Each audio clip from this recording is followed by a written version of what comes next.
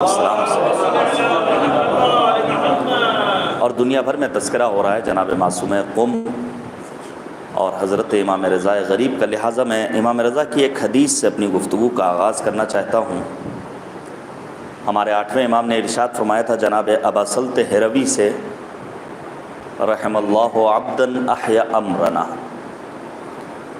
خدا کی رحمتیں شامل حال ہوں اس بندے کے جو ہمارے امر کو زندہ کرتا ہے۔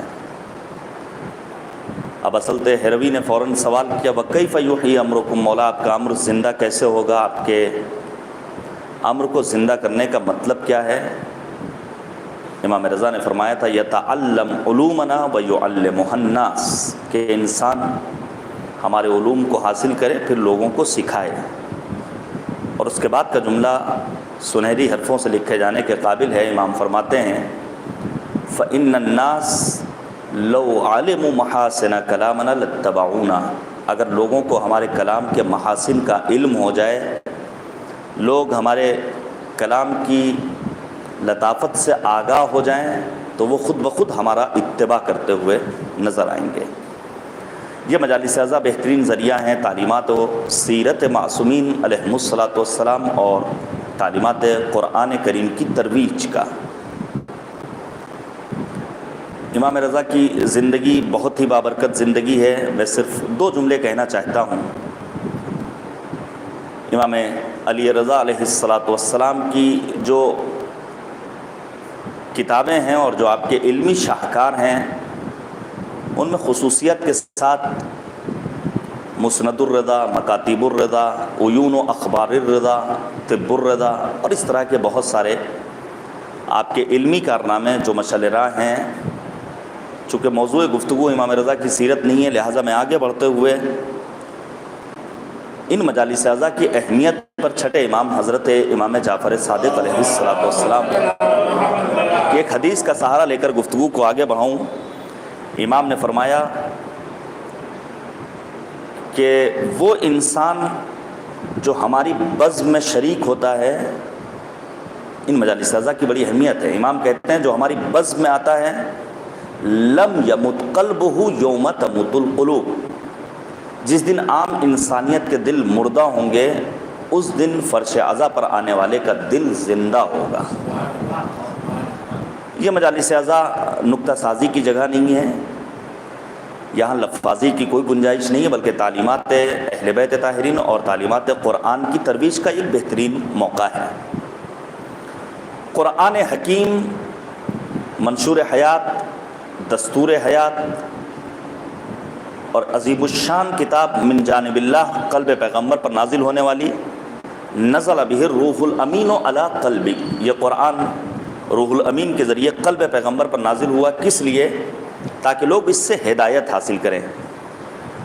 میں جلدی آپ کے سامنے عرض کروں، سورہ مبارکہ احزاب کی آیت نمبر 48، پروردگار اس آیت کریمہ میں پیغمبر خاتم کو حکم دے رہا ہے وَلَا تُطِعِ الْكَافِرِينَ وَالْمُنَافِقِينَ، اے پیغمبر آپ اطاعت مت کیجیے گا کافروں کی اور منافقوں کی، وَدَعْ عَادَاهُمْ، ان کی ایذا رسانی پر پریشان مت ہوئیے گا، اسے نظر انداز کیجیے گا، وَتَوَكَّلْ عَلَى اللَّهِ، ذات خدا پہ بھروسہ کیجیے گا، وَكَفَى بِاللَّهِ وَكِيلًا، ذات خداوند سبحان آپ کے لیے کافی و وافی ہے۔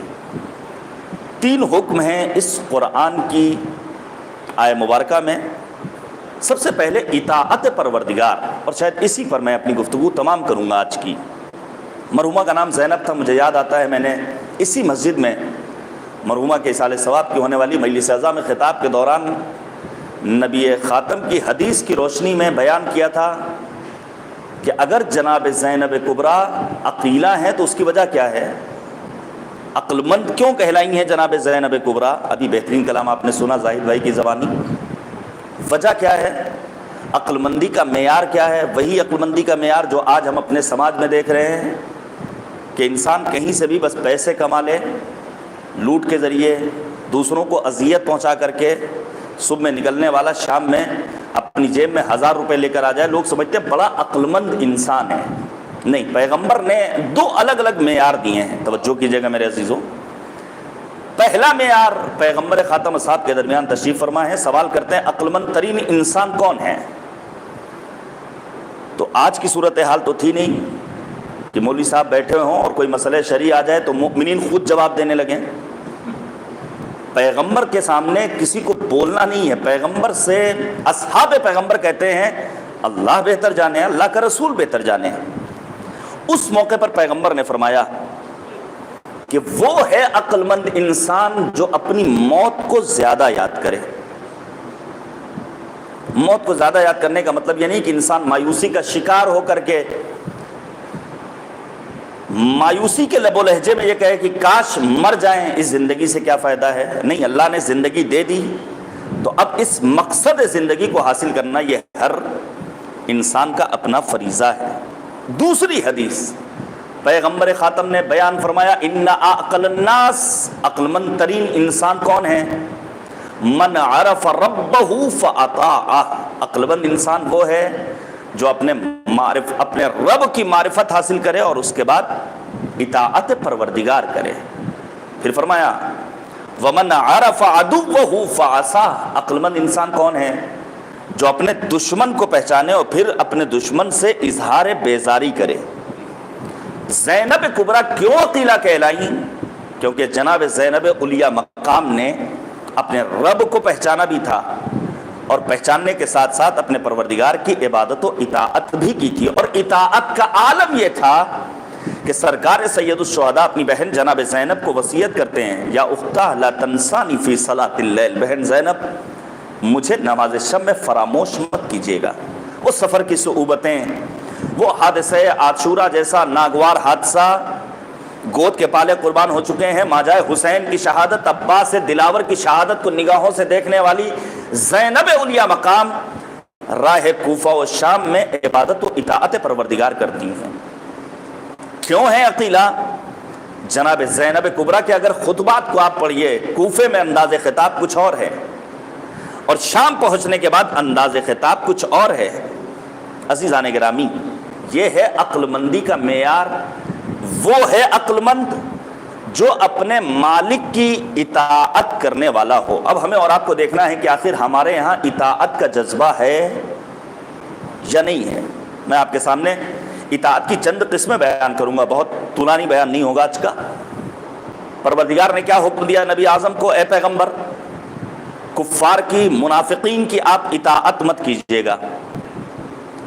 3 طرح کی کم از کم اطاعتیں ہیں جو قابل بیان ہیں. پہلی اطاعت وہ ہے مطلق، جہاں انسان کو چوں چرا کرنے کی کوئی گنجائش نہیں ہے، جہاں انسان یہ بھی سوال نہیں کر سکتا کہ آخر یہاں پر کیوں مالک نے یہ حکم دیا.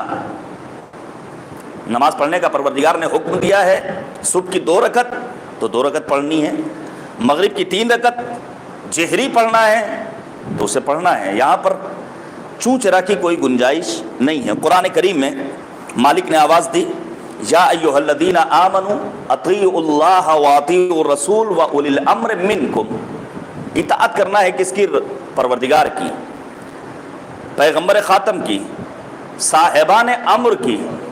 اور اس کے بعد کریم پروردگار نے سورہ نساء کی آیت نمبر 59 میں آواز دی کہ تمہاری اطاعت مطلق ہونا چاہیے. اگر اللہ نے کہہ دیا، رسول نے کہہ دیا، اہل بیت اطہار نے کچھ کہہ دیا تو وہاں پر کسی طرح کا سوال تم قائم نہیں کر سکتے ہو.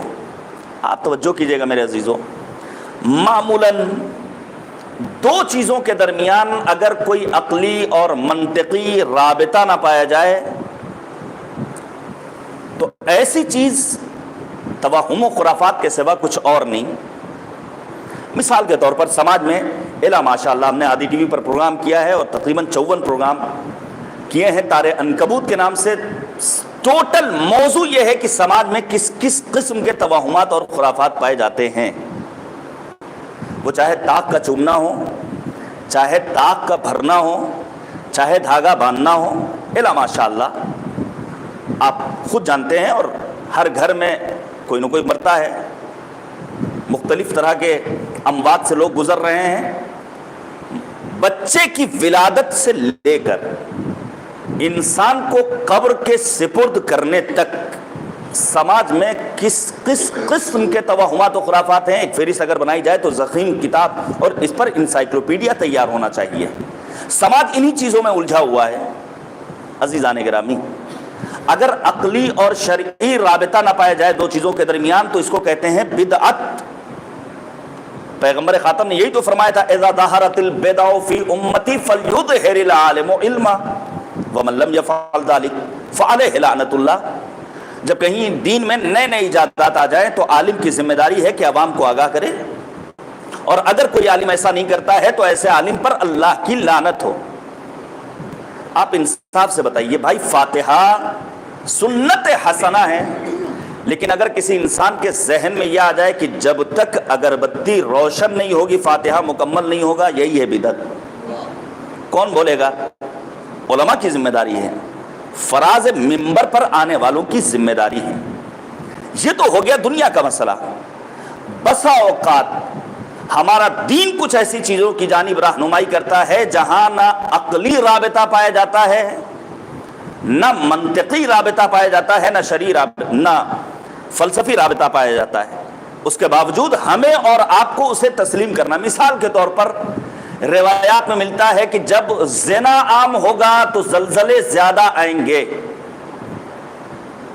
زنا اور زلزلے میں بظاہر کوئی رابطہ نہیں ہے، لیکن چونکہ شریعت کہہ رہی ہے، اہل بیت طاہرین کا فرمان موجود ہے، لہذا ہمیں اور آپ کو اسے تسلیم کرنا ہے۔ میں روایت پیش کروں، ہمارے چھٹے امام حضرت امام جعفر صادق علیہ السلام،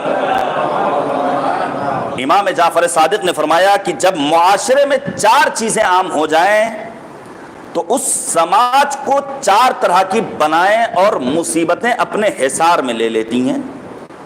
بظاہر ان چار چیزوں میں کوئی عقلی رابطہ نہیں ہے، لیکن چونکہ امام کا فرمان ہے لہذا ہمیں تسلیم کرنا ہے۔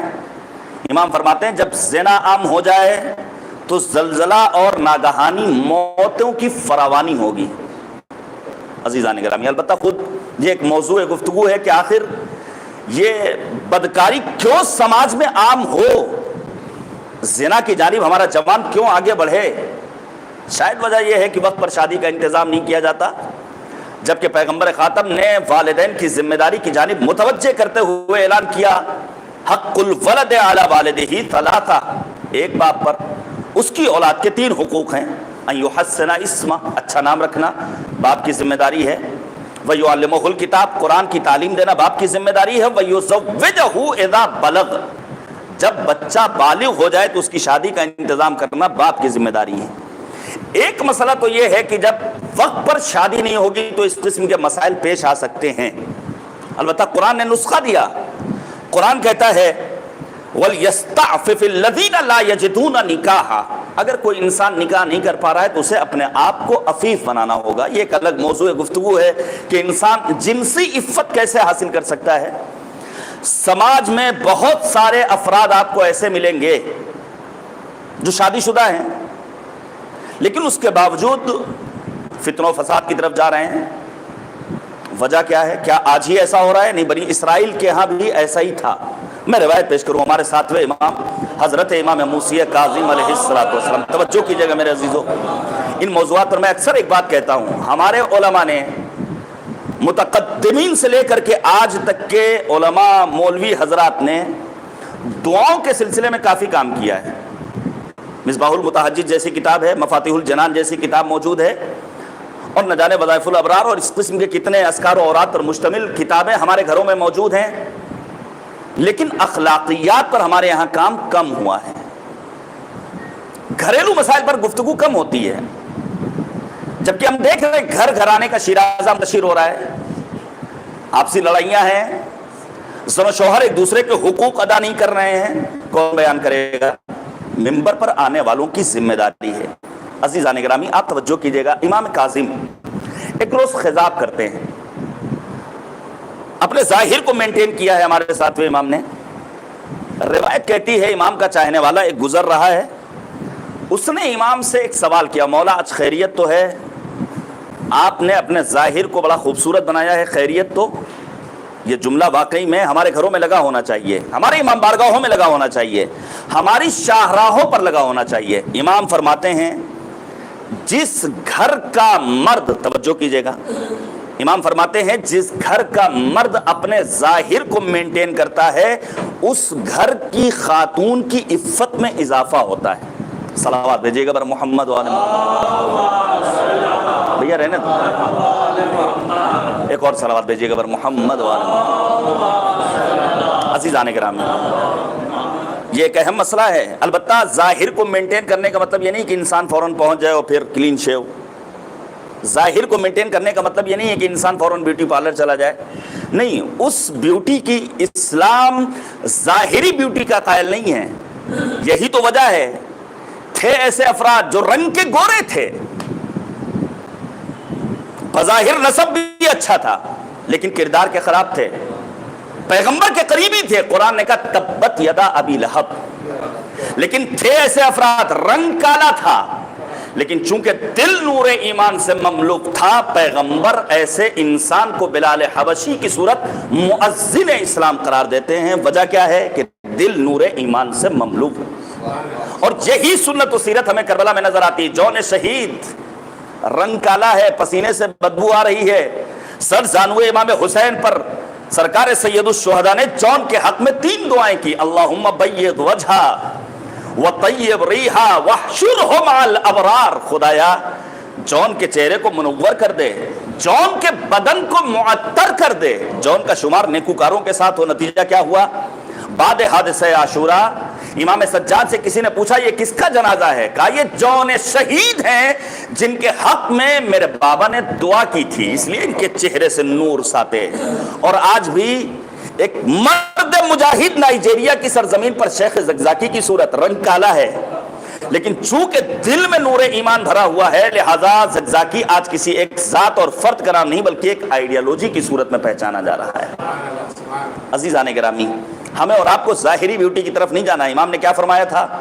امام کہتے ہیں اگر انسان اپنے ظاہر کو، یہ بہت اہم مسئلہ ہے، بعض گھروں میں لڑائیاں اسی لیے ہوتی ہیں، لباس کیسا پہن لیا. خواتین معمولاً اپنے کو سیٹ رکھنے کی کوشش کرتی ہیں، البتہ صرف شوہر کے لیے اجازت ہے، ابھی میں بیان کروں گا.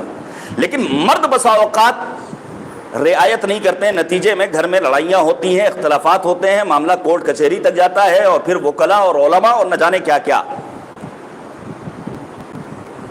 ہمیں اور آپ کو ان باتوں کو سیکھنا ہوگا. عزیزان گرامی، اطاعت خدا کی ہو تو اگر کوئی رابطہ سمجھ میں نہ بھی آئے تب بھی تسلیم کرنا ہے. امام فرماتے ہیں جب معاشرے میں زنا عام ہوگا تو ناگہانی موتوں میں اضافہ ہوگا.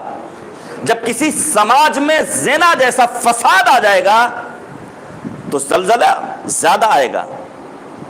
پیغمبر اعظم نے یہی تو فرمایا تھا کہ بنی اسرائیل کے مردوں نے اپنے ظاہر کو مینٹین نہیں کیا، نتیجے میں فزنت نساؤہم، ان کی خواتین زنا کی جانب آگے بڑھی. پھر امام فرماتے ہیں اگر یہ بہت اہم موضوع ہے، یہ بھی موضوع گفتگو نہیں وگرنہ میں مفصل طور پر روشنی ڈالتا. امام فرماتے ہیں کہ اگر زکوٰۃ نہ دی جائے، خمس ادا نہ کیا جائے تو پالتو جانور تلف ہوں گے. بہت سارے لوگ آج کے دور میں خمس سے فرار کرتے ہیں. امام تو ہے نہیں، خمس امام کا حق ہے. آپ انصاف سے بتائیے، تمام کے تمام احکام میں ہم توضیح المسائل کی طرف مراجعہ کرتے ہیں یا نہیں؟ نماز کا مسئلہ ہو، قصر نماز کا مسئلہ ہو، روزے کا مسئلہ ہو، حالت روزہ میں شیمپو لگانا ہو، حالت روزہ میں سرما لگانا ہو، ویکسین لگوانا ہو، ہم مراجع اعظام کی جانب مراجعہ کرتے ہیں. تو خمس کا مسئلہ کیا یہ مراجع اعظام نہیں ہے؟ اور پھر میں صرف ایک جملہ کہنا چاہتا ہوں میرے عزیزوں، مجلس سلطنت اعضا یوٹیوب چینل پر لائیو نشر ہو رہی ہے، دور تک آواز جا رہی ہے اور سنیں گے جب تک یہ مجلس موجود رہے گی. بسا انسان خمس نکالنے کے بعد کسی دینی ادارے پر احسان جتاتا ہے، مولوی پر احسان جتاتا ہے. امام رضا کی ولادت کے ایام ہیں، میں نے روایت پڑھی، روح کانپ گئی. آنے والا آتا ہے امام کی خدمت میں بڑی رقم لے کر، کوئی رہا ہوگا امبانی ٹائپ کا، امام کا چاہنے والا تھا، مخلص تھا. ایک گوشے میں لا کر کے اس نے اپنا تھیلا رکھا جس میں پیسے بھرے ہوئے تھے اس کے ذہن میں صرف ایک جملہ آیا، اگر ہم جیسے لوگ امام رضا کی مدد نہ کریں تو آخر امام کا خرچہ چلے کیسے؟ نہیں توجہ کی میرے عزیزوں، روایت کہتی ہے امام رضا نے فوراً وضو کرنا کیا، امام حال دل جانتا ہے، اور جیسے ہی امام نے وضو کرنا شروع کیا پانی کے قطرات زر و جواہر میں تبدیل ہونے لگے۔ کیا تنہا امام رضا کی سیرت میں؟ نہیں، امام سجاد کی سیرت میں ملتا ہے امام سجاد طواف کر رہے ہیں، عبد الملک مروان امام سے کہتا ہے دیکھیے آخرت تو ہمارے پاس ہے نہیں، ہاں دنیا ہے، آپ ہمارے دربار میں رفت و آمد کیجئے، ہم آپ کو پیسے دیں گے۔ امام نے اپنی ابا کو بچھا دیا روئے زمین پر، اور جتنے ذرات تھے زر و جواہر میں بدلتے گئے، بے ہوش ہو کر گر گیا۔ کسی نے پوچھا کیا ہوا؟ کہا جو میری نگاہوں نے دیکھا ہے وہ تم نہیں دیکھ رہے ہو۔ عزیزان گرامی، کبھی بھی علماء پر احسان نہیں جتانا ہے کہ اگر ہم نہ دیں تو ان کا کام کیسے چلے۔ البتہ یہ 7-8 میٹر کا امامہ رکھنے والے، یہ نہیں شرط ہے کہ بس جو امامے میں نظر آ جائے وہ عالم ہے، جو ٹوپی شیروانی میں نظر آ جائے وہ عالم ہے، یہ آپ کو پہچاننا ہے، اتنا تو شعور ہمارا بلند ہونا ہی چاہیے۔ لانے والا خمس لے کر آیا ہے آیت اللہ العظمیٰ بروجردی رضوان اللہ تعالی علیہ کے پاس۔ بروجردی نے کہا یہ تم نے ہم پر احسان نہیں کیا، یہ ہمارا تم پر احسان ہے کہ ہم تمہاری اس خمس کی رقم کو قبول کر رہے ہیں۔ صلوات بھیجیے گا بر محمد وآلہ۔ اچھا صلوات اس سے بہتر بھیجیے بر محمد وآلہ۔ عزیزان گرامی، امام صادق نے کیا فرمایا کہ اگر خمس ادا نہ کیا جائے، لہذا پابندی کرنی ہے، ہرگز ذہن میں نہ آئے خمس نکالیں گے تو پیسے کم ہو جائیں گے، نہیں۔ قرآن کہتا ہے یمحق اللہ الربا ویربی الصدقات۔ معمولاً آدمی سوچتا ہے کہ اگر 1000 روپے میں 200 روپے خمس نکال دیے تو بچے 800، یعنی کم ہوئے ہیں، برکت کہاں آئی؟ اور اگر ہم نے ربا کی جانب اپنے قدم آگے بڑھائے تو 1000 کو وہ 1500 کر دے گا، اس میں تو اضافہ ہو رہا ہے۔ پروردگار نے کہا نہیں، ربا میں برکت نہیں ہے۔ یمحق اللہ الربا ویربی الصدقات، کارہائے خیر میں، راہ خدا میں انفاق کرنے میں، رکوع میں شریعہ ادا کرنے میں پروردگار نے برکت رکھی ہے۔ پھر امام فرماتے ہیں کہ اگر حاکم بے انصاف کا تو رحمت خدا کی بارش بند ہو جائے گی۔ حکام وقت کے سلسلے میں آپ مجھ سے بہتر جانتے ہیں، بہت کچھ بولنے کی ضرورت نہیں ہے، اور مجھے تعجب ہوتا ہے ان افراد پر جو ان ظالموں کے خلاف بولتے ہوئے ڈرتے ہیں، جبکہ ہم اور آپ کربلا سے تعلق رکھنے والے امام حسین کے سلسلے میں مسیحی رائٹر نے کتاب لکھی الحسین فی الفکر المسیحی، اور اس میں لکھتا ہے ہمارا سلام ہو حسین ابن علی پر، جس نے اپنی ایک جان دے کر کے دنیا کی مظلوم قوموں کو ظالموں کی آنکھوں میں آنکھیں ڈال کر گفتگو کرنے کا ہنر سکھا دیا ہے۔ اسلامی انقلاب کی کامیابی کے بعد ابھی حالیہ الیکشن ہوا، صدارتی امیدوار آیت اللہ رئیسی منتخب ہوئے۔ ہم مبارکباد پیش کرتے ہیں رہبر معظم انقلاب کی خدمت میں، ہم تبریک و تہنیت پیش کرتے ہیں ایرانی عوام کی خدمت میں، اور ہم کنڈم کرتے ہیں اپنے ملک کی اس گودی میڈیا کو جس نے کس نام سے یاد کیا؟ آغا رئیسی جیسے ایک عالم و عارف انسان کو کٹر پنتھی اسرائیل کی گود میں اس حد تک بیٹھ گئے ہیں کہ ایک اسلام نواز، ایک مرد مومن، ایک خدمت گزار، ایک انسانیت کی فلاح و بہبودی کے لیے شب و روز محنت کرنے والا ان کو کٹر پنتھی دکھ رہا ہے۔ یہ اپنے آقا کی خوشی کے لیے جو چاہیں کر دیں۔ عزیزان گرامی، رحمت خدا کی بارش ہو جاتی ہے، یہ بہت اہم موضوع ہے۔ دشمن شناسی، ہمارے ہاں دشمن شناسی نہیں ہے، ہم آپس میں الجھ جاتے ہیں، باپ بیٹے سے نفرت کرنے لگتا ہے، بیٹا بھائی سے، بھائی سے نفرت کرنے لگتا ہے، میاں بیوی آپس میں الجھ جاتے ہیں۔ وجہ کیا ہے؟ کہ ہمارے ہاں وہ الفت و محبت و صمیمیت نہیں ہے۔ امیر المؤمنین نے فرمایا شیعاتنا، ہمارا شیعہ کون ہے؟ المتحابون فی مودتنا، جو ہماری مودت کی راہ میں ایک دوسرے سے محبت کرنے والا ہو۔ دشمن شناسی ہمیں کربلا سے سیکھنی ہوگی۔ امام حسین کے ہاں دشمن شناسی تھی، جناب حبیب کے ہاں دشمن شناسی تھی، امام کے اصحاب جو میدان کربلا میں جام شہادت نوش کرنے والے تھے ان کی ہاں دشمن شناسی تھی، جناب زینب کبریٰ کے ہاں دشمن شناسی تھی۔ پھر امام فرماتے ہیں کہ اگر ذمی کافر کو تقویت ملے گی تو مشرکین مسلمانوں پر قبضہ کر لیں گے۔ عزیزان گرامی، بظاہر ان چاروں چیزوں میں کوئی رابطہ نہیں ہے۔ ظالم حکومت کرنے والا حکمرانی کر رہا ہے، رحمت خدا کی بارش بند ہو جائے، بظاہر سمجھ میں نہیں آ رہا ہے، لیکن چونکہ امام معصوم نے کہا لہذا یہاں ہمیں تسلیم کرنا ہے۔ یہ اطاعت مطلقہ ہے۔ ہمیں اور آپ کو ماننا ہے۔ عزیزان گرامی، البتہ چاہتا تھا کہ میں قرض کے سلسلے میں کچھ باتیں پیش کروں، لیکن میں آگے بڑھ رہا ہوں۔ دوسری اطاعت وہ اطاعت ہے جو ممنوع ہے، جس کی اجازت نہیں ہے۔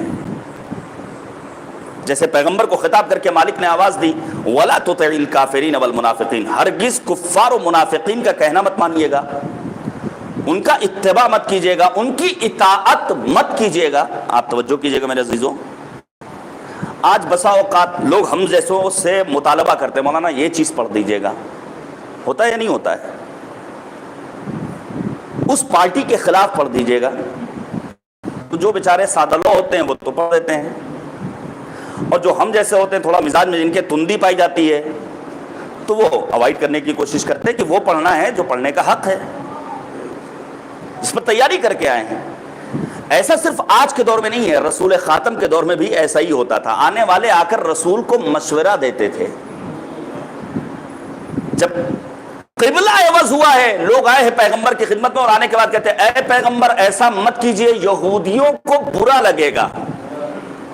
فوراً آیت کریمہ نازل ہوئی لن ترضى عنك اليهود ولا النصارى، اے پیغمبر ایسا مت کیجئے گا۔ اگر آپ نے ان کی بات مان لی تو آپ کبھی بھی کامیاب نہیں ہوں گے، کیونکہ یہ ان کی تھی۔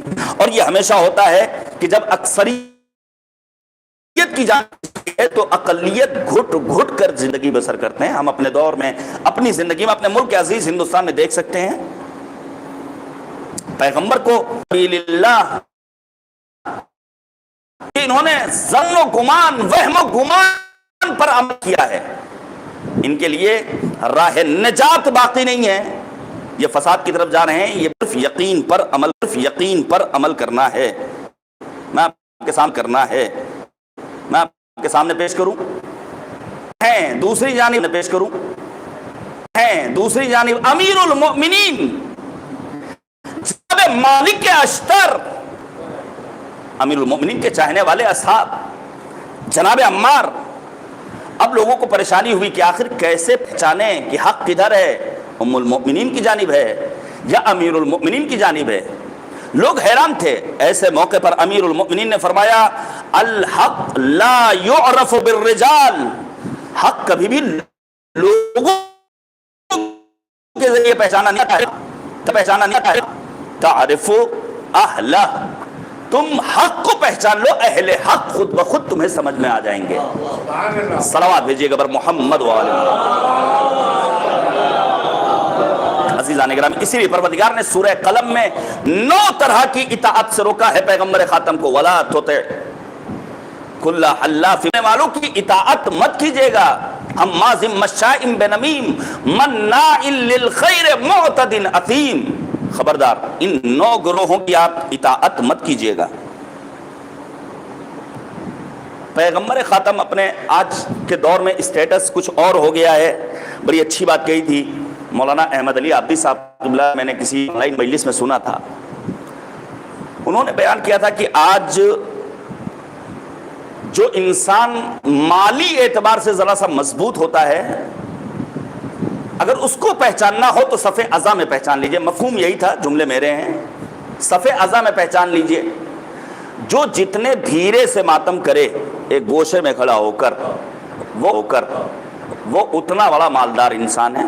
اور پھر اگر جیب میں کچھ پیسے آ جائیں تو انسان جو غریب ہے بیچارہ، جو نادار ہے، جو تنگ دست ہے، جو ضرورت مند ہے، جو حالات کا مارا ہے، سلام کرنا تو دور، اس کے سلام کا جواب بھی لوگ نہیں دیتے ہیں۔ آج سماج میں نہ جانے کتنے گھر اس لیے اجڑ رہے ہیں کہ دیکھا دیکھی کا چلن ہے۔ عباس بھائی کے یہاں 2 عدد ایسی ہیں، ہمارے یہاں تو نہیں ہے، مثال دے رہا ہوں۔ زاہد بھائی کے یہاں جو فریج ہے وہ 300 لیٹر کا ہے، ہمارا تو اتنا نہیں ہے، مثال دے رہا ہوں، مثال میں مناقشہ نہیں ہے۔ ان کے پاس تو 4 ویلر ہے، ہمارے حیدر بھائی کے پاس۔ ہماری فرض کیجئے دعوت ہو، حسن صاحب دئیے ہمیں بلا لیں اپنی فیملی کے ساتھ کہ آپ آئیے۔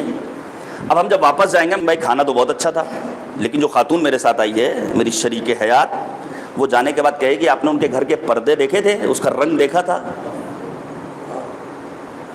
وہ ایک ایک چیز پر نگاہ رکھنے والی خاتون۔ نتیجہ کیا ہوتا ہے؟ بڑی اچھی بات کہا کرتے تھے رئیس الوائزین مولانا سید کرار حسین وائز آل اللہ مقامہ کہ لڑکی امیر گھر کی ہو یا غریب گھر کی، اپنے شوہر کے سامنے فرمائشات کی اتنی طویل فہرست پیش کر دیتی ہے کہ وہ لڑکا اور دولہا اپنی بیوی کا تقویٰ ہوگا وہ اتنا زیادہ مکرم ہوگا۔ پیغمبر خاتم اپنے کچھ اصحاب کے ساتھ بیٹھے ہیں جن میں جناب سلمان بھی ہیں، جناب ابو ذر بھی ہیں، فقیر ہیں یہ اصحاب صفہ کا واقعہ آپ سنتے رہتے ہیں۔ نئے نئے مسلمان ہونے والے کچھ لوگ آئے پیغمبر کی خدمت میں، اور آنے کے بعد کہتے ہیں اے پیغمبر ان کو ہٹائیے تاکہ ہم آپ کے پاس آ کر بیٹھیں۔ توجہ کیجئے گا، ہوتا ہے نا ہمارے یہاں جب ولیمہ ہوتا ہے، جب کوئی پارٹی ہوتی ہے تو ہم کتنے فقیروں کو بلاتے ہیں۔ میں خود کو پہلا خطاب کر کے آواز دیتے ہوئے آپ سے کہنا چاہتا ہوں، ہم کتنوں کو بلاتے ہیں؟ ضرورت مندوں کو بلاتے ہیں؟ نہیں بلاتے ہیں۔ ہمارے یہاں سب وہی آئیں گے اسٹینڈرڈ والے۔ پیغمبر خاتم سے مطالبہ کیا جا رہا ہے، دیکھیں اطاعت ممنوع کہاں پر ہے۔ پیغمبر سے یہ نئے نئے مسلمان ہونے والے مطالبہ کرتے ہیں اے پیغمبر انہیں ہٹائیے تاکہ ہم آپ کے پاس آ کر بیٹھیں۔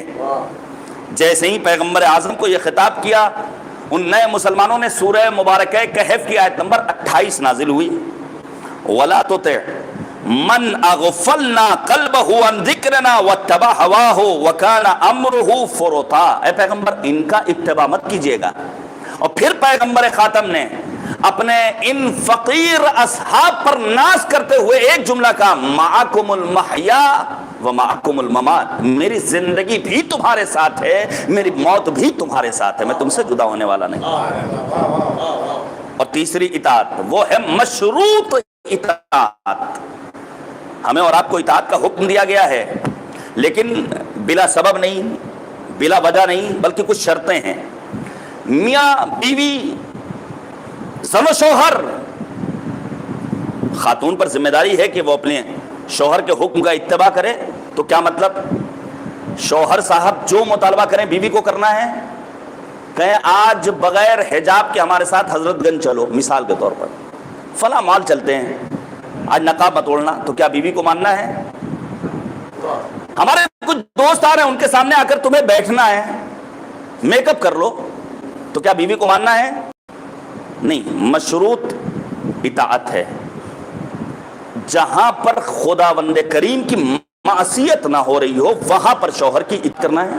میں آپ کے سامنے اور آسان لفظوں میں پیش کروں، آپ سوچئے عمرو عاص کا نام آپ سب نے سنا ہے، صفین میں امیر المؤمنین کے مقابلے میں تلواریں چلانے والا، اس کا بیٹا ہے عبداللہ ابن عمرو عاص۔ امیر المؤمنین کی شہادت کے بعد کا واقعہ ہے، شیعہ سنی دونوں معتبر کتابوں میں یہ واقعہ موجود ہے۔ عبداللہ ابن عمرو عاص مسجد میں بیٹھا ہوا ہے، روایت کہتی ہے امام حسین مسجد میں داخل ہوئے، عبداللہ ابن عمرو عاص نے بھی صفین میں امیر المؤمنین کے مقابلے میں تلواریں چلائی تھیں، مد مقابل تھا مولا کے۔ جیسے ہی امام حسین پر نگاہ پڑی فوراً کہتا ہے من ارادہ ينظر الى احب من في السماء والارض فلينظر الى هذا المجتاز، جو شخص روئے زمین کی اور آسمان کی بلندیوں کی محبوب ترین ہستی کو دیکھنا چاہے وہ حسین پر نگاہ کرے۔ یہ کون کہہ رہا ہے؟ امیر المؤمنین کے مقابلے میں آنے والا، مولا کے مقابلے میں تلواریں چلانے والا۔ وہاں بیٹھے ہوئے افراد نے کہا یہ تمہیں کیا ہو گیا؟ کل تک تو تم ان کے بابا کے مقابلے میں تھے، یہ اچانک اتنی بڑی تبدیلی اور انقلاب کیسے؟ وہ کہتا ہے مجھے معلوم ہے کہ حسین کے بابا علی مرتضی حق پر تھے، لیکن میں کیا کرتا؟ میں اپنے باپ کی اطاعت کے آگے مجبور تھا۔ کیا مطلب؟ میرے باپ نے کہا تھا علی کے مقابلے میں چلو، تلواریں چلاؤ، لے کر پہنچے امام حسین کی خدمت میں۔ امام حسین نے قرآن کریم کی آیہ مبارکہ کی تلاوت کرنے کے ساتھ ساتھ ایک جملہ کہا، ٹھیک ہے باپ کی اطاعت کا حکم دیا گیا ہے، قرآن نے ماں باپ کے فضائل کو بیان کیا ہے، لیکن یاد رکھو میرے جد نے فرمایا تھا لا طاعت لمخلوق فی معصیت الخالق، جہاں خدا کی معصیت ہو رہی ہو وہاں مخلوق کی اطاعت نہیں کرنا ہے۔ امیر المؤمنین کے مقابلے میں تم آ رہے ہو، مشروط اطاعت۔ اسی طرح اولاد کو بھی اپنے والدین کی اگر اطاعت کرنی ہے تو وہ اطاعت کون سی ہوگی؟ وہ مشروط اطاعت ہے، جہاں واجب نہ چھوٹ رہا ہو، جہاں حرام کا ارتکاب نہ کیا جا رہا ہو، ایسے موقع پر انسان کو اپنے والدین کا حکم ماننا ہے. لیکن فرض کیجئے لڑکا بالغ ہے، عاقل ہے، بے تکی محبت اولاد سے. آج بے تکی محبت کے نتیجے میں ہمارے نوجوان بچے، ہمارے کم سن بچے بے راہ روی کا شکار ہو رہے ہیں. اور آج کے دور میں رہبر معظم انقلاب نے بار بار متوجہ کیا کووڈ 19 کی لہر آنے کے بعد کہ اپنے بچوں کی آن لائن کلاسز کے وقت کبھی کبھی موبائل چیک کر لیا کرو. یہ رہبر معظم انقلاب کی تاکید ہے میرے عزیزو. بابصیرت قائد ہیں، اور ہمارا رونا یہ ہے کہ ہمارے پاس قیادت نہیں ہے. ہم اس فقدان پر جتنا گریا کریں کم ہیں، اور اگر کوئی آگے بھی بڑھتا ہے تو اسے تسلیم کرنے والے نہیں ہیں. رہبر انقلاب نے کہا موبائل چیک کیا کرو، کہیں ایسا نہ ہو کہ اغیار اپنے افکار کا اسیر بنا لیں. نتیجہ کیا ہوا؟ ہمارے اسی اپنے شہر میں نہ جانے کتنے ایسے نوجوان ہیں جو اغیار کے افکار کے اسیر ہو چکے ہیں. ماں باپ، توجہ کیجئے گا میرے عزیزو، ماں باپ متدین مومن، لیکن لڑکی غیر مسلم کے ساتھ شادی کرنے پر مصر ہے. ایسے قضیے کیوں؟ آپ جانتے ہیں کہ کسی بھی انسان کی تعمیر کے لیے چند ایک مراکز ہیں. سب سے پہلی چیز یہ دیکھا جائے گا کہ حسب و نسب کیا ہے، خاندان اور قبیلہ کیا ہے، وراثت میں کون کون ہے. دوسری چیز تربیت کس نے کی ہے. اس سماج میں انسان پروان چڑھا ہے. جانے قربان جائیں جناب زینب کبریٰ کی عظمتوں پر. باپ امیر المؤمنین یعصوب الدین امام العارفین مولا الموحدین علی بن ابی طالب علیہ السلام. ماں کون ہے؟ شجنت المصطفیٰ صدیقہ طاہرہ بی بی دو عالم کف سید الاولیاء و اوصیاء جناب حضرت فاطمہ الزہرا سلام اللہ علیہا. آغوش عصمت کی پروردہ ہے زینب کبریٰ. تربیت میں کوئی سوال نہیں کر سکتا ہے. اور پھر کہ آخر انسان کس سماج میں پروان چل رہا ہے. بسا اوقات گھر کا ماحول تو اچھا ہے لیکن محلے میں لوگ اچھے نہیں ہیں. آپ لاکھ گھر میں اچھائی کیجئے، بچے پر ممکن ہے. پڑھایا کس نے ہے؟ تعلیم کہاں سے حاصل کی ہے؟ استاد کا انسانی زندگی میں بڑا اہم عمل دخل ہے. آپ سوچئے معاویہ دوم بیٹا معاویہ صغیر یزید کی ہلاکت کے بعد فراز منبر پر ہوتی ہوئی حکومت کو کون چھوڑتا ہے؟ باپ اگر پرنسپل جناب زینب کبریٰ کیوں قابل اعتبار، کیوں قابل احترام، اس کی وجہ یہی ہے زینب کبریٰ نے 5 معصوم آغوشیں دیکھی ہیں. کسی اور ہستی کو اتنی معصوم آغوش نصیب نہیں ہوئی ہے. کہا اطاعت مشروط کرنی ہے. جہاں پر دین کے حدود کی پابندی ہو رہی ہو وہاں پر والدین کا کہنا نہیں ماننا ہے. زن و شوہر کو ایک دوسرے کی اطاعت نہیں کرنی. مصعب ابن عمیر مسلمان ہوئے ہیں، ماں باپ مسلمان نہیں ہیں، گھر سے نکال دیا جاتا ہے. پیغمبر خاتم کی خدمت میں آتے ہیں اور بتاتے ہیں کہ ایک مشرک نے، عثمان ابن طلحہ نامی انسان نے میرے باپ سے جا کر کے چغل خوری کی، اور اس نے جا کر کے کہا ہے کہ تمہارا بیٹا مصعب ابن عمیر مسلمان ہو گیا ہے، کھانا بند کر دیا. پیغمبر خاتم نے پہلے تفتیش کی، پیغمبر نے اپنی آغوش میں لیا، جناب جعفر کے ساتھ حبشہ بھیجا. کچھ عرصے کے بعد جب یہ واپس آتے ہیں تو مدینے میں مبلغ اسلام قرار دیا. پہلے امام جماعت مدینے کی سرزمین پر نبی اعظم کے حکم سے جناب مصعب ابن عمیر. مصعب کو کیا اپنے ماں باپ کا کہنا ماننا چاہیے تھا؟ وہ کہہ رہے تھے نہیں مسلمان نہیں ہونا ہے. نہیں، مصعب نے یہاں پر ماں باپ کا کہنا نہیں مانا ہے. قرآن کریم نے بھی اعلان کیا سورہ لقمان کی آیت نمبر 15 میں، وَإِن جَاهَدَاكَ عَلَىٰ أَن تُشْرِكَ بِي مَا لَيْسَ لَكَ بِهِ عِلْمٌ فَلَا تُطِعْهُمَا. جہاں خدا کے خلاف بات ہو وہاں ماں باپ کا بھی کہنا نہیں ماننا. یہ مصعب ابن عمیر ایک ایسے جوانوں کے لیے آئیڈیل ذات ہے. آج کے جوانوں کو ان انگریزی ممالک میں زندگی بسر کرنے والے افراد کو اپنا آئیڈیل نہیں بنانا چاہیے. مصعب کو اپنا آئیڈیل بنائیں. نہیں کچھ کر سکتے شہید محسن حججی کو اپنا آئیڈیل بنائیں. کیسا جوان تھا وہ انسان. عزیزان گرامی، مصعب جنگ احد میں شہید ہوتے ہیں.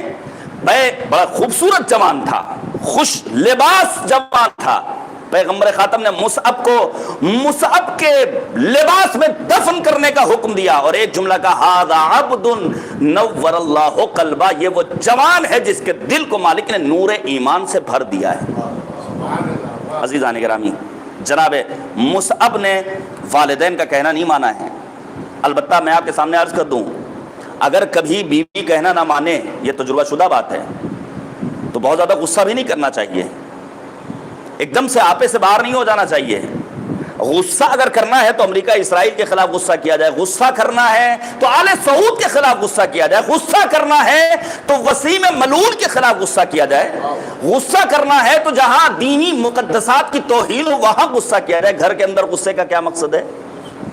عزیزان گرامی، ایک خاتون ہے جس کا نام ہے حولہ عطارہ، توجہ کیجئے گا مردوں سے اور اپنے جوان دوستوں سے میرا خطاب ہے۔ حولہ عطارہ کون ہے؟ جو عطر فروش تھی، نبی کی خدمت میں اور نبی کے گھر والوں کے لیے عطر لے کر آنے والی خاتون۔ تاریخ بتاتی ہے ایک دن اس کے شوہر نے اس کو آواز دی، لیکن اس نے نہیں سنا یا سن کر کے انسنا کر دیا۔ اچانک متوجہ ہوئی میرا شوہر تو مجھ سے ناراض ہے، بہت معافی مانگی، لیکن حضرت شوہر سخت ناراض، شدید ناراض، یہاں تک کہ شوہر گھر سے باہر نکل گیا، حولہ عطارہ پیچھے پیچھے مسجد تک۔ روایت کہتی ہے کبھی یہ تیز کبھی وہ تیز، کبھی ساتھ کبھی آگے کبھی پیچھے، معافی مانگی نہیں مانا۔ شوہر نماز پڑھ کے نکلا پھر واپس، لیکن شوہر نے راستہ بدل دیا، یہ گھر آتی ہیں اپنے ظاہر کو سنوارتی ہیں سجاتی ہیں۔ شوہر جب دیر رات گھر آیا کھانا بنایا، لیکن پھر بھی شوہر نہیں مانا۔ روایت کہتی فبکت بکاء شدیدا، زار زار گریہ کیا ہے حولہ عطارہ نے، لیکن شوہر نہیں مانا۔ آئندہ روز صبح میں پہنچی ہیں نبی اعظم کے گھر میں، تک البات کیا، جناب ام سلمہ ام المؤمنین نے دروازہ کھولا، کون؟ میں حولہ عطارہ، کیسے آنا ہوا، کیوں گریہ کر رہی ہو؟ پورا ماجرا بیان کیا۔ کہا رکو، نبی کو بلاتے ہیں۔ پیغمبر خاتم تشریف لائے، پیغمبر اعظم نے کہا جا کر کے اپنے شوہر سے کہہ دینا جو مرد اپنی زوجہ کی خطاؤں کو نظر انداز کرتا ہے پروردگار اسے جناب ایوب کے ساتھ محشور فرمائے گا۔ جا کر کے اس نے بیان کیا، شوہر راضی ہو گیا۔ البتہ اس کے اپوزٹ بھی بہت کچھ ہوتا ہے، لیکن میرے عزیزو کبھی کبھی یہ مسائل ایسے ہوتے ہیں کہ انسان فوراً ناراض ہو جاتا ہے۔ ہر جگہ اطاعت محض نہیں ہے، کہیں کہیں مشروط اطاعت ہے۔ میں ایک روایت پر اپنی بات کو ختم کر دوں۔ پروردگار عالم نے اپنے حبیب کے ذریعے ایک پیغام بھیجوایا۔ نبی خاتم نے ارشاد فرمایا سبعۃ یظلھم اللہ عز وجل فی ظلہ یوم لا ظل الا ظلہ، 7 طرح کے افراد ایسے ہیں جنہیں روز قیامت پروردگار کا سایہ نصیب ہوگا۔ روز قیامت، روز محشر، 7 طرح کے افراد کو سوچئے وہ کون سا دن ہوگا؟ یوم یفر المرء من اخیہ وابیہ وامہ وصاحبتہ وبنیہ، نہ بھائی بھائی کے کام آئے گا، نہ اولاد اور باپ ایک دوسرے کے کام آئیں گے، نہ بیوی میاں بیوی اور بھائی بہن ایک دوسرے کے، نہ دوست احباب کام آئیں گے، ہر ایک ایک دوسرے سے فرار اختیار کر رہا ہوگا۔ ایسے موقع پر پیغمبر کہتے ہیں 7 طرح کے گروہ ایسے ہیں جنہیں پروردگار کا سایہ نصیب ہوگا۔ امام عادل، یہاں پر امام عادل سے مراد امام معصوم نہیں ہے، بلکہ وہ انسان جو دینی حکومت کرنے والا ہو۔ اب رہبر معظم انقلاب کی آپ زندگی کا مطالعہ کیجئے، امام عادل ہیں یا نہیں؟ آپ مرجع کبیر آیت اللہ العظمیٰ سید علی سیستانی کی زندگی کا مطالعہ کیجئے، آپ معمار انقلاب امام خمینی کی زندگی کا مطالعہ کیجئے۔ میں ایک جملہ کہنا چاہتا ہوں، ایام ولادت امام رضا، کتنی بابرکت ذات تھی باب الحوائج حضرت امام موسی کاظم کی، توجہ کیجئے گا، کتنی عظیم ذات تھی، کثیر الولد ہیں امام کاظم، 40 تک اور کی تعداد بیان ہوئی ہے، لیکن جو عظمت جناب امام رضا کی، جناب معصوم قم کی، جناب شاہ چراغ کی، اور پھر یہ سلسلہ جب آگے بڑھتا ہے تو بزرگ علماء نسل امام کاظم سے، سید رضی، سید مرتضی نسل امام کاظم سے، اور سلسلہ آگے بڑھا تو جناب آیت اللہ العظمیٰ خوئی رضوان اللہ تعالی علیہ نسل امام کاظم سے، معمار انقلاب آیت اللہ العظمیٰ روح اللہ موسوی خمینی نسل امام کاظم سے۔ ایک جملہ کہنا چاہتا ہوں میرے عزیزو، اگر دنیا کو امام کاظم کی علمی جلالت دیکھنا ہو تو آغا خوئی کی زندگی کا مطالعہ کرے، اور اگر انسان کو امام کاظم کی سیاسی بصیرت کا اندازہ لگانا ہو تو امام خمینی کی زندگی کا مطالعہ کرے کہ جلا وطنی میں رہ کر کے امام خمینی نے کس طرح اسلامی انقلاب کو کامیابی کی راہ سے ہمکنار کیا ہے۔ پھر فرمایا وَشَابٌ نَشَأَ فِي عِبَادَةِ اللَّهِ عَزَّ وَجَلَّ، خدا کو بوڑھوں کی عبادت اتنی محبوب نہیں ہے جتنی ایک جوان کی عبادت۔ البتہ میں پھر کہوں گا آج کے دور میں ایک بڑی مشکل یہ ہو گئی ہے، ایک انسان ایک جوان کبھی کبھی عرفان کی جانب جب آگے بڑھتا ہے تو قنوت پڑھتا ہے، گردن جھک جاتی ہے۔ عبادت سیدھی سادھی عبادت، خدا کی یاد میں جب آنے والا آیا تھا آغا بہجت کے پاس اور آنے کے بعد پوچھا تھا آغا نصیحت کیجئے، تو آیت اللہ العظمیٰ بہجت نے کہا تھا فقط واجبات کو انجام دو اور محرمات سے اپنے آپ کو بچاؤ، یہی ہے عبادت۔ جب مرحوم علامہ طباطبائی جیسا انسان جاتا ہے اپنے استاد آیت اللہ قاضی کے پاس کہ آغا نجف کو چھوڑ رہا ہوں، ایران واپسی ہے، کوئی نصیحت کا قرآنی آیت کو مد نظر رکھو، علم یعلم بان اللہ یرا، کیا تم نہیں جانتے ہو کہ خدا تمہیں دیکھ رہا ہے؟ امام خمینی نے یہی تو کہا تھا عالم محضر خدا در محضر خدا معصیت نہ کنید، یہ دنیا خدا کی نگاہوں کے سامنے ہے، خدا کی نگاہوں کے سامنے معصیت سے پرہیز کرو۔ لیکن ہم گوشہ تنہائی میں جا کر کے سوچتے ہمیں تو کوئی دیکھنے والا نہیں ہے۔ تبھی تو استاد اخلاق نے بیان کیا، ایک جوان رات کی تاریکی میں خاتون سے بدفعلی کے نتیجے میں آگے بڑھ رہا تھا، خاتون نے کہا خبردار کیا کر رہا ہے، کوئی دیکھ لے گا۔ وہ جوان کہتا ہے واللہ لا یرانا الا الکواکب، خدا کی قسم مجھے ستاروں کے سوا کوئی اور نہیں دیکھ رہا ہے۔ وہ خاتون کہتی ہے ذرا عقل کے ناخن لے، ہوش میں آ جا، اگر ستارے دیکھنے کی صلاحیت رکھتے ہیں تو خالق ستارے گان کریم پروردگار بھی تو دیکھ رہا ہے۔ عزیزان گرامی، لہذا جوانوں کی عبادت پروردگار کو محبوب ہے، اور ایسا جوان روز قیامت مالک کی بارگاہ میں پہنچنے کے بعد زیر سایہ پروردگار ہوگا۔ پھر کہا وَرَجُلٌ قَلْبُهُ مُتَعَلِّقٌ بِالْمَسْجِدِ اِذَا خَرَجَ مِنْهُ حَتَّى يَعُودَ إِلَيْهِ، ایسا جوان جس کا تعلق، جس کا سروکار مسجد سے ہو، لہذا کوشش کرنی چاہیے تحد ممکن واجب نمازوں کو مسجد میں آ کر کے ادا کریں، البتہ حالات کے تقاضے کے تحت۔ وَرَجُلَانِ كَانَ فِي طَاعَةِ اللَّهِ عَزَّ وَجَلَّ فَاجْتَمَعَ عَلَى ذَلِكَ وَتَفَرَّقَا، جب دو افراد اتحاد و اتفاق و اختلاف و انتشار میں اطاعت خداوند کریم کو اپنا معیار قرار دیں، یہاں بھی لفظ اطاعت آیا ہے۔ وَرَجُلٌ ذَكَرَ اللَّهَ عَزَّ وَجَلَّ خَالِيًا فَفَاضَتْ عَيْنَاهُ مِنْ خَشْيَةِ اللَّهِ عَزَّ وَجَلَّ، ایسا شخص جو تنہائی میں بیٹھ کر یاد خدا سے گریہ کرے، یہ بہت اہم ہے۔ روز قیامت یہی گریہ جو یاد خدا میں کیا ہو انسان نے، اس کے کام آئے گا۔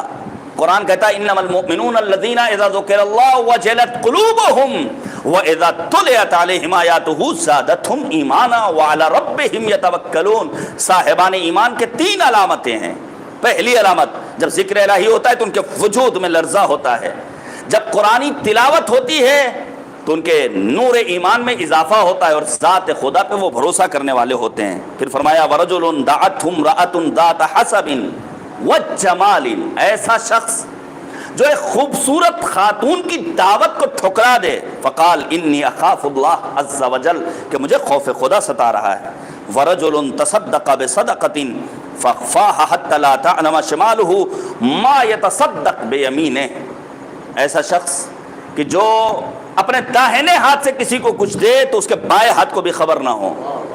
شوبازی نہیں ہونی چاہیے، نام و نمود کے لیے کام نہیں کرنا چاہیے، البتہ راہ خدا میں خرچ کرنے کا جذبہ پایا جانا چاہیے۔ یہ 7 گروہ ایسے ہیں جنہیں روز قیامت پروردگار عالم اپنا سایہ نصیب کرے گا۔ سورہ احزاب آیت نمبر 38، مالک نے کیا کہا وَلَا تُطِعْ، اے پیغمبر اطاعت نہ کیجیے گا کافروں کی، منافقوں کی، وَدَعْ أَذَاهُمْ، اور پھر دوسرا حکم وَتَوَكَّلْ عَلَى اللَّهِ، ذات خدا پہ بھروسہ کیجیے گا، وَكَفَى بِاللَّهِ وَكِيلًا، یہی خداوند سبحان آپ کے لیے کافی و وافی ہے۔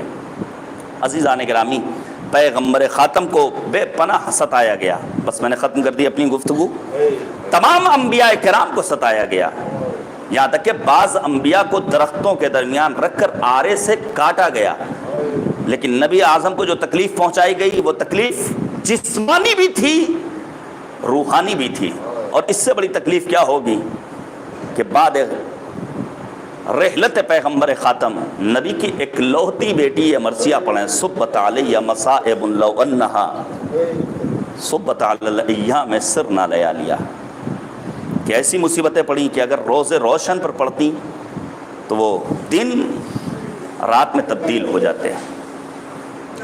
میں ایک بار پھر مرحومہ کے اہل خانہ کو، بالخصوص بھائیوں کو، دیگر بہنوں کو صبر کی تلقین کرتے ہوئے تعزیت اور تسلیت پیش کرتا ہوں۔ بڑا سخت ہے عین شباب کے عالم میں ایک جوان سال بیٹی کا، ایک جوان سال بہن کا اس دنیا سے رخصت ہو جانا۔ یہ ایام بھائی بہن کی محبت کو سمجھنے کے لیے بہترین ایام ہیں۔ تاریخ میں بھائی بہن کی محبت زبازت خاص و عام، ہم اور آپ ہندوستان میں زندگی بسر کرتے ہیں، یہاں بھائی بہن کی محبت کو سمجھنا نسبتاً آسان ہے۔ ویسے بھی ہمارا تعلق کربلا سے ہے، ہمارے ہندو برادران کا مکمل ایک تہوار ہے بھائی بہن کی محبت پر مشتمل، لیکن جو محبت ہم نے بھائی بہن کی کربلا میں دیکھی وہ ہمیں کہیں اور نظر نہیں آتی ہے۔ میں بہت مختصر مسائل پڑھوں گا اور پڑھتا بھی ہوں، بس سن لیجئے آپ۔ بھائی بہن کی محبت، سرکار سید الشہداء اور جناب زینب کبریٰ کی محبت، کیا تاریخ میں اس کی مثال مل سکتی ہے؟ اور محبت کا عالم کیا ہے کہ امیر المؤمنین نے یہ وصیت کی تھی جناب عبداللہ کو، یہ تاکید کی تھی کہ اگر میرا لال حسین سفر پر جائے تو زینب جانے کا ارادہ کریں تو روکنا مت۔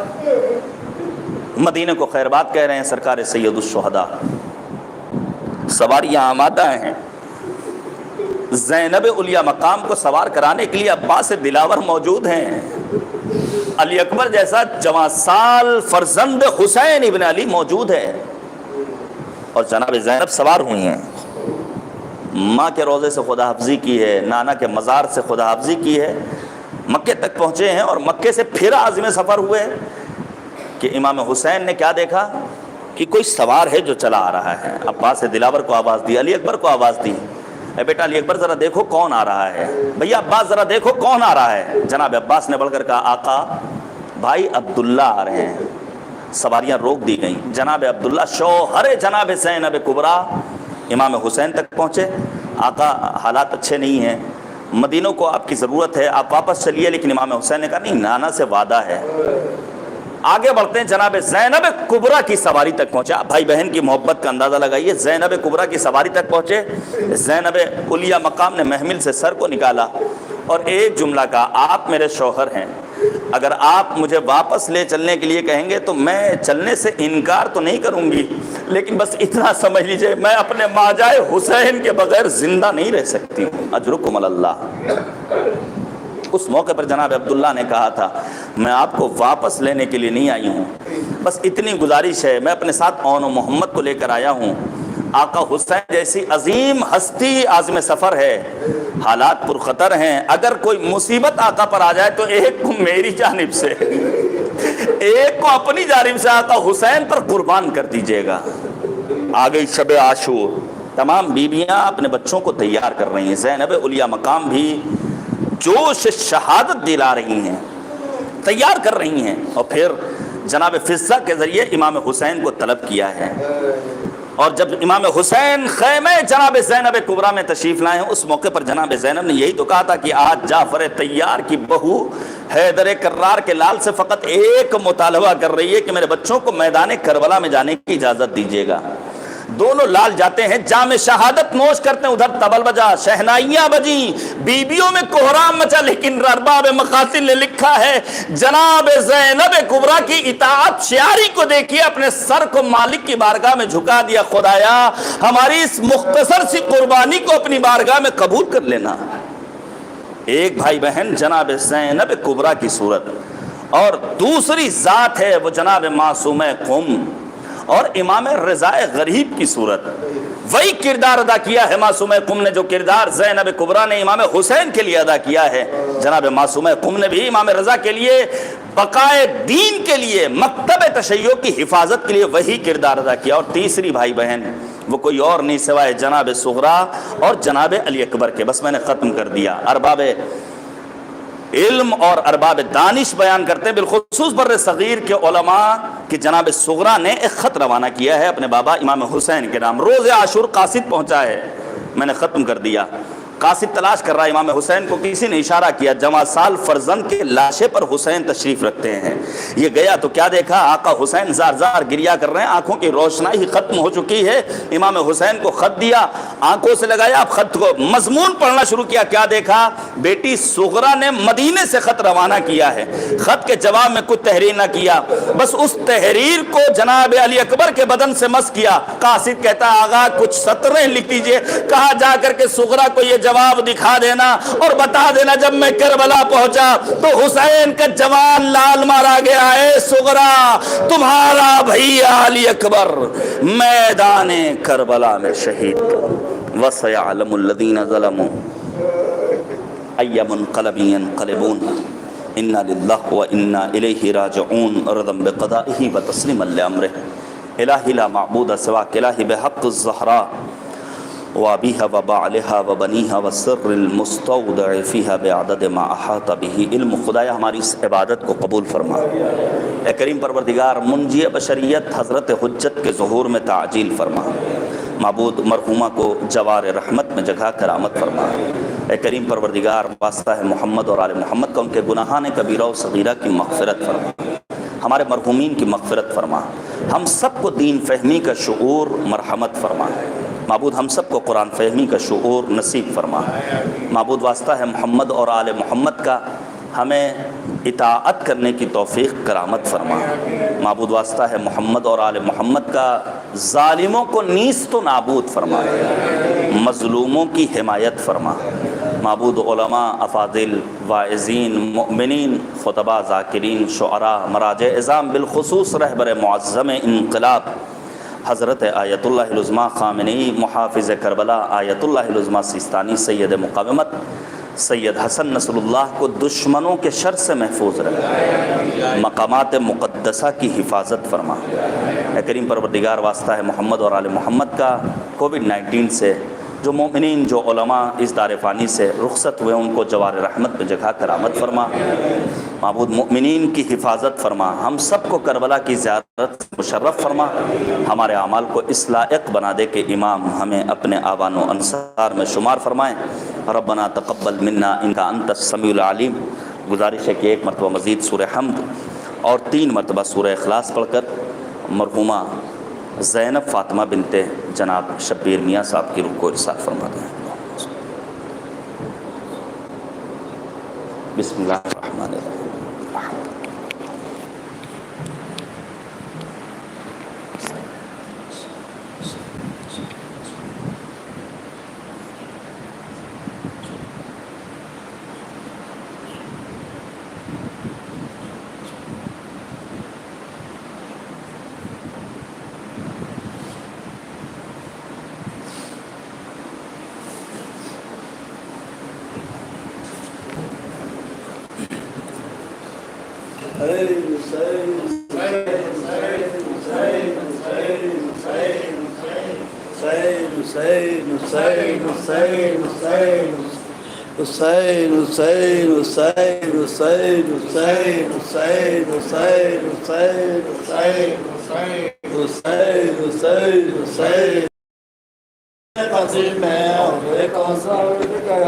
شاہ کا بھائی علم بردالے لشکر اٹھ گیا، شاہ کا بھائی لشکر اٹھ گیا، شاہ کا بھائی علم بردالے لشکر اٹھ گیا، جو سمجھتا ہے اپنے کو سرور کا غلام، جو سمجھتا ہے اپنے کو سرور، یہی کو جو سمجھتا ہے اپنے کو سرور کا غلام، جو سمجھتا ہے اب وہ دنیا سے وفا کر دلاور اٹھ گیا، اب وہ دنیا سے وفا، یہی کو اب وہ دنیا سے وفا کر دلاور اٹھ گیا، اب وہ دنیا سے اس لیے آج کل اس لیے آج دریا کی موجیں بے قرار، اس لیے آج دریا کی یہی اس لیے آج دریا کی موجیں بے قرار، ایسا کی نہ ایسا ابن حیدر اٹھ گیا سکائے سکائے سکینہ ابن حیدر اٹھ گیا جو سمجھتا ہے اپنے کو سرور کا غلام جو سمجھتا ہے اپنے کو سرور کا غلام جو سمجھتا ہے یہی جو سمجھتا ہے اپنے کو سرور کا دعا وہ دنیا سے اب وہ دنیا سے وفا کر جلاوا لوٹ گیا اب وہ دنیا سے وفا کر اب وہ دنیا سے وفا کر جلاوا لوٹ گیا اب وہ اس لیے آج کا درجہ اس لیے آج کا درجہ کی موجیں بے قرار آئے سکائے سکینہ آئے سکائے سکینہ آئے سکائے سکینہ ابن حیدر اٹھ گیا حسین حسین حسین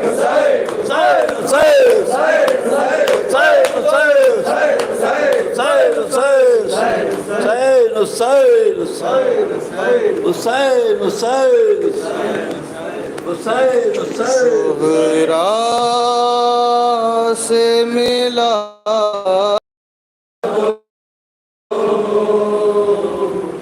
زہرا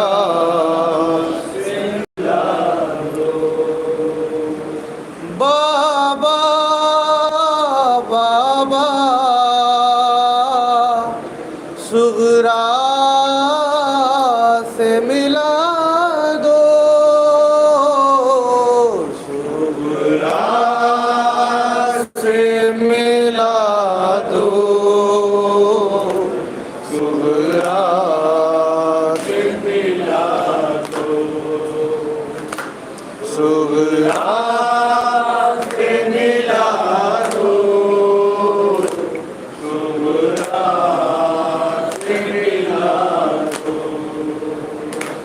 یہ بات ہے صد ہم کی گھٹا چھائی ہے مجھ پر پھل پر چھکا ٹوٹا ہے میرے سینے کے اندر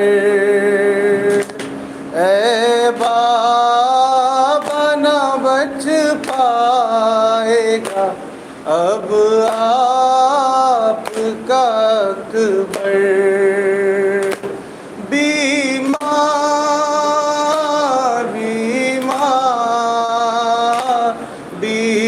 بیمار بہن کا مجھے چہرہ ہی دکھا دو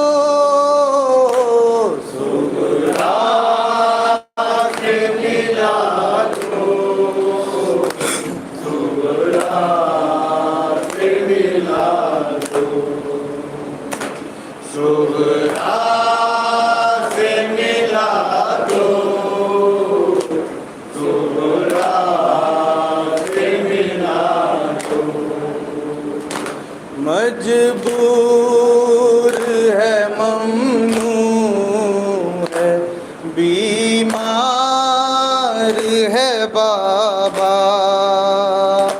صغرا بھرے کنبے کی عزادار ہے بابا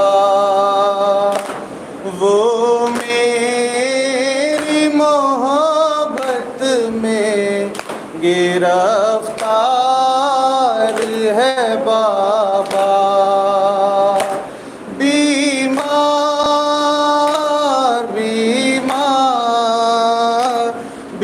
بیمار بہن کا مجھے چہرہ ہی دکھا دو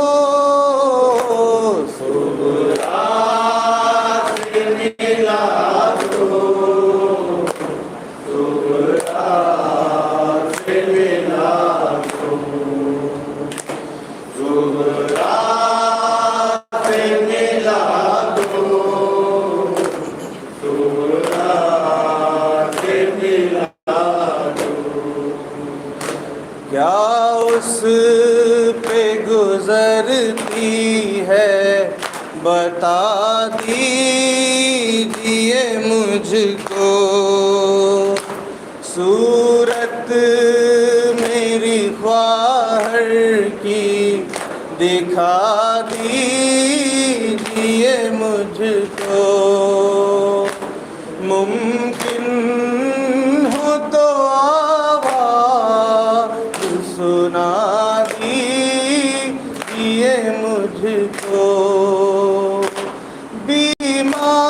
بیمار بیمار بیمار بہن کا مجھے چہرہ ہی دکھا دو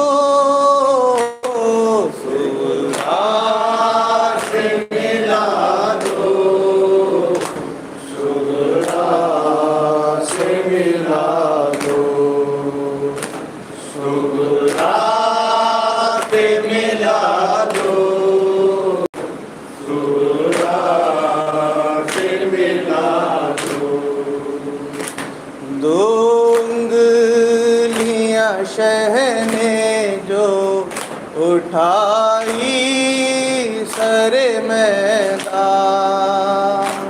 ہم شیر نظر آئی مدینے میں پریشان سرور نے کہا اب نہیں کہنا ہے میری جان بیمار بیمار بیمار بہن کا مجھے چہرہ